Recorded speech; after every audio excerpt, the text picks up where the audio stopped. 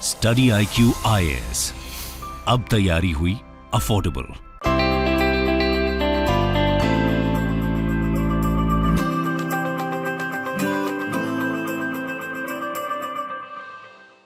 नमस्कार दोस्तों, क्या आपको पता है कि भारत एक बहुत बड़ा कदम लेने जा रहा है प्लास्टिक को बैन करने के लिए। क्योंकि यहाँ पर आप देख पाओगे government gears up for single use plastic items ban by June and, मतलब 1 जुलाई से सिंगल यूज प्लास्टिक भारत के अंदर पूरी तरह से बैन हो जाएगा। तो बहुत सारे क्वेश्चन आपके मन में आएंगे कि सिंगल यूज प्लास्टिक होता क्या है, यहाँ पर ये जो प्लास्टिक की प्रॉब्लम है देश में वो कितनी बड़ी है, अर्थव्यवस्था को कितना बड़ा झटका होगा, जॉब्स को लेकर क्या कंसर्न है, ये सभी कुछ मैं आपसे डिस्कस करूंगा डिटेल में। बहुत इंपॉर्टेंट टॉपिक है। चलिए आगे बढ़ते हैं, लेकिन उसके पहले ध्यान रखिएगा यूपीएससी IAS का जो पूरा प्रिपरेशन है आपके लिए बहुत आसान हो गया है। Life foundation batch already launch हो चुका है। कल से 20 जून शाम 6 बजे से ये पहली क्लास स्टार्ट हो चुकी है। अभी भी आपके पास मौका है कि अगर आप इस कोर्स को लेना चाहते हो जहां पर सारे जो सब्जेक्ट्स हैं वो लाइव पढ़ाए जाएंगे, 900+ आवर्स ऑफ लाइव टीचिंग होगी। ध्यान रखिएगा, अगर आप कोई भी लाइव क्लास मिस करते हो तो रिकॉर्डेड क्लास भी अटेंड कर सकते हैं, जितनी बार चाहें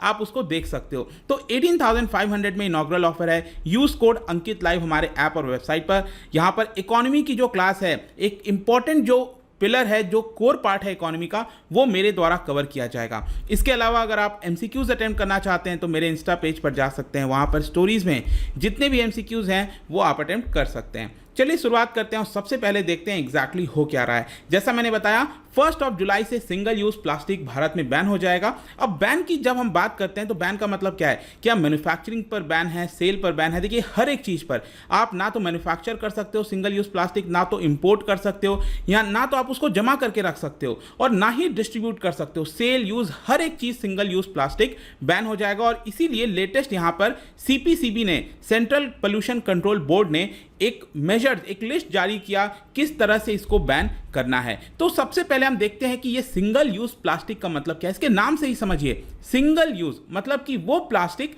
जिसको आप एक बार यूज करते हो और थ्रो कर देते हो। तो सिंगल यूज प्लास्टिक या फिर डिस्पोजेबल प्लास्टिक भी कह सकते हैं।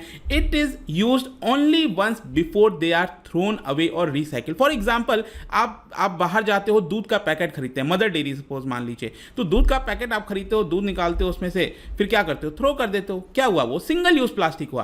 तो दे इंक्लूड, जहां पर स्ट्रॉ हो गया, आप कोई जूस वगैरह पिए, वाटर बॉटल्स आपने देखा होगा, मोस्ट फूड पैकेजिंग जितने भी होते हैं सिंगल यूज प्लास्टिक कहते हैं। ठीक है। अब कुछ लोग कह सकते हैं सर वाटर बॉटल तो हम दोबारा यूज कर लेते। देखो, दोबारा करो ना करो एक अलग चीज है, लेकिन यूजुअली क्या होता है कि बॉटल आपने खरीदा, पानी पिया, उसको थ्रो कर दिया। ये सारी चीजें सिंगल यूज प्लास्टिक के अंदर आती हैं। और ये खास बात इसमें है कि they are petroleum based and non biodegradable. तो इसको बहुत वर्ष लग जाते हैं। तो उसका जो सबसे बड़ा इंपैक्ट हम यही देखते हैं कि ज्यादातर ये रिसाइकिल नहीं होते और इसको कई वर्ष लग जाते हैं डिकम्पोज होने में, और ये एक सबसे बड़ी प्रॉब्लम है। और इसीलिए आपने देखा होगा कि लैंडफिल वगैरह, स्पेशली दिल्ली के अगर आप आउटस्कर्ट्स में जाओगे तो बड़े बड़े पहाड़ जैसा बन गया है। तो वहां पर प्लास्टिक जो है एक इंपॉर्टेंट रोल प्ले करता है। वहां से जो कार्सिनोजेनिक होते हैं वो लीच कर जाता है, जमीन अंडरग्राउंड वाटर में आ जाता है। तो यहां पर जो कैंसर जैसी बीमारियां वगैरह हैं वो भी कहीं ना कहीं वहीं से उत्पन्न होती हैं। इसके अलावा कई बार आपने सुना होगा जो पहाड़ जैसे वो जो कचरे के ढेर बने हुआ, वहां पर आग लग जाती है।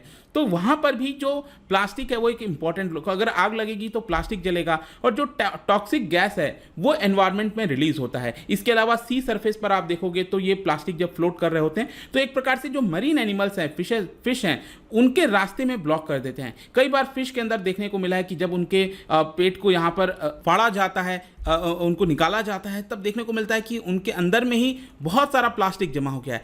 इस तरह की भयानक प्रॉब्लम एनवायरनमेंट में हमें प्लास्टिक की वजह से देखने को मिलती है। जहां तक क्वेश्चन है कि प्लास्टिक वेस्ट मैनेजमेंट भारत के अंदर जो रूल्स हैं वो क्या कहता है। देखो, सबसे पहले 2016 में सरकार के द्वारा, सेंट्रल गवर्नमेंट के द्वारा प्लास्टिक वेस्ट मैनेजमेंट रूल लाया गया, और उस समय सरकार ने यह कहा कि मार्च 2018 तक जितने भी नॉन रिसाइकिलेबल और मल्टी लेयर्ड पैकेजिंग होते हैं, जो प्लास्टिक्स होते हैं, उसको हम बैन करेंगे। इसके अलावा जो कैरी बैग्स होते हैं जिनका थिकनेस 50 माइक्रोन से नीचे होता है। ध्यान रखिएगा, जितना कम माइक्रोन होगा उसमें उतना ज़्यादा दिक्कत आएगी, उतना ज़्यादा वो प्रॉब्लम क्रिएट करेगा। 50 माइक्रोन से नीचे आप यूँ समझिए कि जो हमारा ह्यूमन जो हेयर होता है उतना थिकनेस की हम बात कर रहे हैं। तो इस तरह के जो प्लास्टिक्स हैं, नॉन रिसाइक्लेबल हो गया, मल्टी लेयर्ड होगा, इसको सरकार ने कहा कि मार्च 2018 तक बैन कर देंगे। फिर आगे चलकर बैन नहीं हो पाया, ऑब्वियस सी बात है, आपने देखा ही होगा भारत में कोई भी चीज़ एक डेट फिक्स की जाती है, फर्दर उसको बढ़ा दिया जाता है। फिर 2018 में उसको बैन कर दिया गया। एक्टिविस्ट के द्वारा आरोप यह लगाया गया कि प्लास्टिक इंडस्ट्री को फेवर करने के लिए सरकार ऐसा कर रही है, एक स्केप रूट लाने की कोशिश की जा रही है। और 2016 के रूल्स में ध्यान रखना, सिंगल यूज प्लास्टिक को इंक्लूड नहीं किया गया था। मैंने आपको बताया ना सिंगल यूज प्लास्टिक। इस बार हम किसकी बात कर रहे हैं? सिंगल यूज प्लास्टिक, क्योंकि ये एक बहुत बड़ी प्रॉब्लम है। क्यों? क्योंकि एक ही बार आप इसको यूज कर रहे हो और थ्रो कर दे रहे हो। कुछ प्लास्टिक ऐसे हैं जो कि आप यूज करते रहते हो, लंबा चलता रहता है बार बार, राइट? तो वो आप कई बार यूज कर लेते हैं। लेकिन सिंगल यूज प्लास्टिक में क्या है, इतना बड़ा प्रॉब्लम क्रिएट हो रहा है और आपने एक ही बार यूज किया। तो फाइनली 2018 में वर्ल्ड एनवायरनमेंट डे पर, क्या बता सकते हैं वर्ल्ड एनवायरनमेंट डे कब आता है, कौन से डेट को मनाते हैं? तो भारत ने प्लेज किया कि 2022 तक हम सिंगल यूज प्लास्टिक को बैन कर देंगे। और इसको देखते हुए फाइनली पिछले साल अगस्त के महीने में सेंट्रल गवर्नमेंट ने अनाउंस किया कि जुलाई 2022 तक जो सिंगल यूज प्लास्टिक है वो पूरी तरह से बैन हो जाएगा। और इसीलिए फाइनली सरकार 2021 का ये रूल लेकर आई, अमेंडमेंट रूल लेकर आई, plastic waste management amendment rule, environment ministry के द्वारा रिलीज किया गया। और इसके अंदर बोला गया कि जो भी इंपोर्ट है, स्टॉकिंग है, डिस्ट्रीब्यूशन है, सेल है, यूज है सिंगल यूज प्लास्टिक का, वो 1 जुलाई से इफेक्ट में आ जाएगा, उसके ऊपर कंप्लीट बैन लग जाएगा। तो आई होप कि आपको समझ में आ गया होगा किस तरह से सरकार यहां पर फाइनली बैन लेकर आ रही है। लेकिन क्वेश्चन है कि यहां पर कितने आइटम्स कवर किए जाएंगे? बहुत सारी चीजें हैं। ईयरबड से लेकर, जो कि प्लास्टिक स्टिक से बना होता है, वो भी बैन हो जाएगा। प्लास्टिक स्टिक्स में जो बलून्स में जो प्लास्टिक स्टिक लगे रहते हैं, प्लास्टिक फ्लैग हो गया, कैंडी स्टिक हो गया, आइसक्रीम स्टिक हो गया, कहीं पर भी प्लास्टिक जो सिंगल यूज प्लास्टिक हो गया, ग्लास आप यूज करते रहते हो, बहुत सारी जो चीजें हैं वो पूरी तरह से बैन होने वाली। हाँ, ध्यान रखिएगा, जो आजकल क्या हो रहा है ना, आजकल कई बार कंपोस्टेबल प्लास्टिक से भी वस्तुएं बनाई जा रही हैं, तो उसके ऊपर बैन नहीं है। कंपोस्टेबल प्लास्टिक में क्या होता है, जो इजिली डिग्रेडेबल हो जाता है, जो कि एनवायरमेंट को उतना नुकसान नहीं पहुंचाता, ठीक है? तो वो जो सारी चीजें हैं उसके ऊपर बैन नहीं है। लेकिन बाकी जितने भी आइटम्स हैं सिंगल यूज प्लास्टिक में, उसके ऊपर बैन है। जहां तक आप देख सकते हो कि सबसे ज्यादा सिंगल यूज प्लास्टिक, जैसे चिप्स एंड कॉन्फेक्शनरी पैकेट हो गया, इस तरह का लेज और उस तरह के जो चिप्स आप खाते हो, 19% उनका हिस्सेदारी है। इसके अलावा बॉटल के जो कैप्स होते हैं वो 12%, सोच के देखिए कितना ज़्यादा है। पेट बॉटल्स हो गया 10% के आसपास, गार्बेज बैग, पैकेजिंग और बाकी का 43% चीज़ों में इन्वॉल्व होता है। इसके अलावा क्वेश्चन यहाँ पर आपके मन में ये भी आना चाहिए कि भारत के अंदर जब हम बैन कर रहे हैं तो भारत में कितना ज़्यादा प्लास्टिक जनरेट होता है, कितनी बड़ी प्रॉब्लम है भारत में। देखो, अभी तक कोई कॉम्प्रिहेंसिव डेटा नहीं है इसको लेकर कि कितना वॉल्यूम ऑफ प्लास्टिक जनरेट होता है। लेकिन 2015 में स्टडी किया गया था by central pollution control board के द्वारा, जिसमें 60 सिटीज को कवर किया गया था। और उसके हिसाब से अनुमान लगाने की कोशिश की गई कि देश के अंदर कितना प्लास्टिक जनरेट होता है। और यहाँ पर आप देख पाओगे 2011-12 में करीब करीब बताया गया 26,000 टन ऑफ प्लास्टिक वेस्ट। मैं बात कर रहा हूं 2011-12 की, तो ऑब्वियस सी बात है ये नंबर काफ़ी ज़्यादा हो गया होगा अभी तक। तो 2011-12 में अगर 26,000 टन है, which is almost equivalent to 4,700 elephant का जो वेट होता है, उतना हम बात कर रहे हैं। तो सोचिए कितनी बड़ी भयानक प्रॉब्लम है। इसमें से 70% जो प्लास्टिक है वो कलेक्ट किया जाता है, ऐसा सरकार बता रही थी। 60% को ही रिसाइकिल किया जाता है, जितना कलेक्ट होता है उसमें भी 60% रिसाइकिल होता है। और यहाँ पर एक्चुअल जो daily generation of plastic waste है ये इससे भी कहीं ज़्यादा होगा, जैसा कि मैं आपको बता रहा था। ऑल्दो यहाँ पर सरकार ने कोशिश तो किया था, प्लास्टिक वेस्ट मैनेजमेंट रूल्स के अंदर 2016 में आया था, सरकार ने कहा था सभी स्टेट्स को, यूनियन टेरिटरीज को, कि आपके पास जो भी एनुअल डेटा है आप उसको भेजिए सीपीसीबी के पास। लेकिन यहाँ पर बहुत सारे स्टेट्स और यूनियन टेरिटरीज जो हैं वो फेल कर गए हैं, उन्होंने इस रूल को कंप्लाई नहीं किया और वो डेटा नहीं भेज पाते, और इसीलिए हमारे पास एग्जैक्ट डेटा नहीं है कि भारत में कितना प्लास्टिक जनरेट होता है। लेकिन इसके अलावा, मतलब एक तो ये पहलू हम समझ गए कि इंपॉर्टेंट है, प्लास्टिक बैन करना चाहिए, ये सब कुछ है। लेकिन आपके एग्जाम पॉइंट ऑफ व्यू से एज अ पर्सन आपको पता भी होना चाहिए कि इसका दूसरा पहलू क्या है, इकोनॉमी के ऊपर क्या इंपैक्ट है, क्या एक्चुअल में प्लास्टिक बैन करना एक सोल्यूशन होगा, वो भी मैं आपके साथ डिस्कस करता हूं। सबसे पहले अर्थव्यवस्था की हम बात कर लेते हैं। देखिए, यहां पर जो प्लास्टिक इंडस्ट्री है बहुत बड़ी है, इसके ऊपर बहुत सारे लोग निर्भर हैं, उनका जो जीवन व्यापन है वो निर्भर है। तो large part of existing investment, machinery, business process, jobs हो गया, वो प्लास्टिक इंडस्ट्री से रिलेटेड है,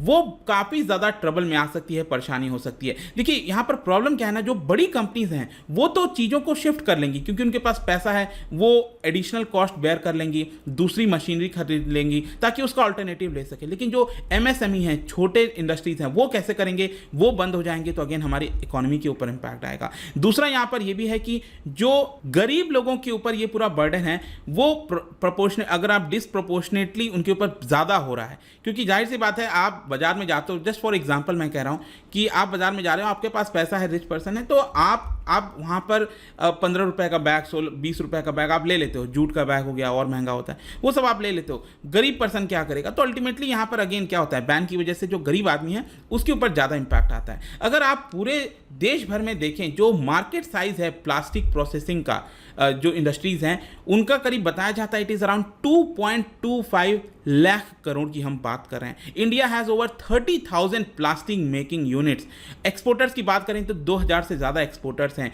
4 मिलियन पीपल एम्प्लॉयड, सोचिए डायरेक्ट हम बात कर रहे हैं 4 मिलियन, 40 लाख लोग डायरेक्टली एम्प्लॉयड हैं प्लास्टिक इंडस्ट्री से रिलेटेड। और इसीलिए आप देखोगे ना तो यहाँ पर जो पैकेज्ड वाटर इंडस्ट्री है उन्होंने वार्निंग भी दी थी सरकार को कि अगर आप बैन करते हो तो इस वाटर इंडस्ट्री के अंदर यहाँ पर बहुत सारे लोगों का जीवन व्यापन निर्भर करता है और इसकी वजह से डायरेक्टली इनडायरेक्टली 7 करोड़, मैं इनडायरेक्टली भी इंक्लूड कर रहा हूँ, 7 करोड़ लोग इसके अंदर इन्वॉल्व हैं और 30,000 करोड़ का ये पूरा इंडस्ट्री है। सिर्फ मैं प्लास्टिक वाटर बॉटल्स की हम बात करें तो, जो कि तुरंत प्रभाव से इंपैक्ट पे आ सकती है। तो देखते हैं सरकार इसको लेकर क्या करती है। लेकिन इसके अलावा भी अगर आप देखोगे एक पैराडॉक्स है कि अगर आप में से कई लोग सोच रहे हैं, जैसे कि मैंने भी देखा कि चलो प्लास्टिक को बैन करना चाहिए, लेकिन प्लास्टिक बैन करने के बाद हमें कोई ना कोई अल्टरनेटिव लाना होगा।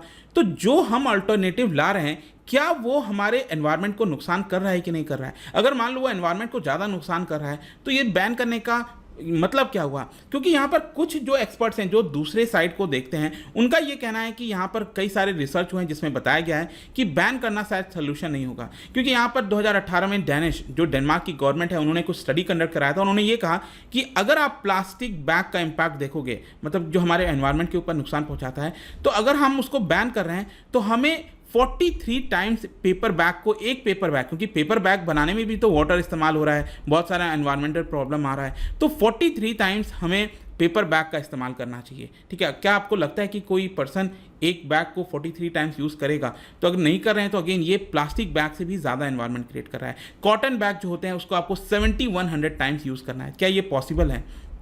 तो इसीलिए यहाँ पर कहा जा रहा है कि प्लास्टिक बैन शायद सोल्यूशन नहीं होगा। ये हमें प्लास्टिक के पोल्यूशन से तो बचा लेगा, लेकिन इसका जो अल्टरनेटिव है वो हमारे एनवायरनमेंट के ऊपर और ज़्यादा प्रॉब्लम क्रिएट कर सकता है। खैर जो भी है, दोनों साइड पहलू है वो मैंने आपको बताने की कोशिश की, लेकिन इसके अलावा यहाँ पर ज़्यादातर यही कोशिश करनी चाहिए। ये जो वेस्ट पिरामिड आप देख रहे हो, सबसे पहले तो हमें रिफ्यूज़ करने की कोशिश करनी कि प्लास्टिक हम कम से कम यूज़ करें। यूज़ भी कर रहे हैं तो हमें कम से कम करना चाहिए, रिड्यूस करना चाहिए, फिर रीयूज़ करना चाहिए। जो भी आप यूज़ करो उसको बार बार यूज़ करो, फिर जो भी हम यूज़ कर रहे हैं उसका रिसाइकिल भी हमें कोशिश करनी चाहिए। रिसाइकिल के बाद रिकवर भी करना चाहिए और डिस्पोज फाइनली करना चाहिए। तो ये वेस्ट पिरामिड जो है, ये सारी चीज़ें आप अपने एग्जाम वगैरह में बना सकते हैं, आपको काफ़ी फायदा होगा। तो ये पूरी कहानी थी regarding single use plastic ban के बारे में। आई होप कि हर एक चीज़ आपको समझ में आ गया होगा।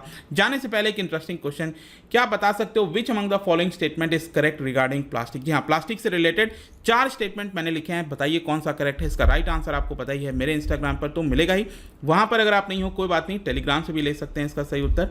मैं कई सारे जो MCQs हैं वो यहाँ पर स्टोरीज में डालता रहता हूँ। बाकी अगर आपको PDF चाहिए तो टेलीग्राम पर आइए, अलग अलग सोशल मीडिया पर आप जुड़ पाओगे। और जैसा मैंने बताया, अगर आप UPSC की प्रिपरेशन कर रहे हैं, आपके पास बहुत अच्छा मौका है, क्योंकि जो बैच है हमारा लाइफ फाउंडेशन बैच, ये 20 जून से स्टार्ट हो चुका है। भले ही आप इसको बाद में भी खरीदोगे तो कोई दिक्कत नहीं है, क्योंकि जो भी आपका लाइव बैच छूटा है उसको आप रिकॉर्डेड फॉर्म में देख सकते हो जितनी बार भी चाहो। तो इनॉग्रल ऑफर है 18,500 रुपीज़ में। Use the code Ankit live हमारे ऐप और वेबसाइट पर। आई होप कि वीडियो आपको पसंद आया होगा। मिलता हूं आपसे next time. Till then, thank you very much, see you soon. Study IQ IAS, अब तैयारी हुई अफोर्डेबल।